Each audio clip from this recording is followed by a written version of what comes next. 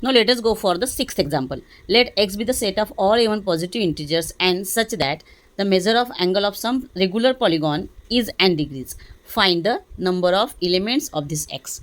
Okay, so first we will define this set x. So x is given positive integers. So we will take n equals to 2k, where k belongs to set of integers, such that the measure of angle of some regular polygons. So we will consider m be the number of sides of regular polygon. Okay, so what is the angle of regular polygon?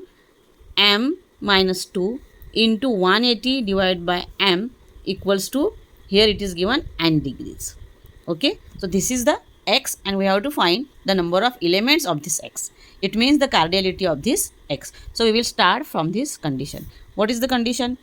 M minus 2 into 180 upon m, that is the measure of angle of regular polygon, is n, but n is positive integer, so we will take n equals to 2k here.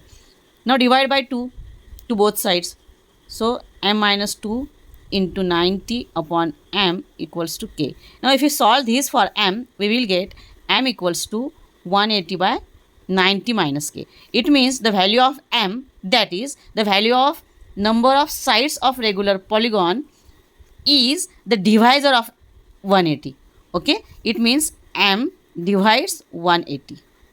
Okay, so we will find the number of divisors of 180. We know how to find. So 180 can be written in terms of its prime factors as 2 square into 3 square into 5. So number of divisors equals to 2 plus 1 into 2 plus 1 into 1 plus 1. Okay, that is 3 into 3 into 2, that is 18. So number of divisors of 180 is 8, but m is the number of sides of irregular polygon. So m can't be 1 or 2. Okay, so total number of divisors are 18. 1, 2 means 2 numbers we will omit. So number of divisor of 180 is 16 for this condition. So the cardinality of this x is 16. N of x equals to 16. Okay.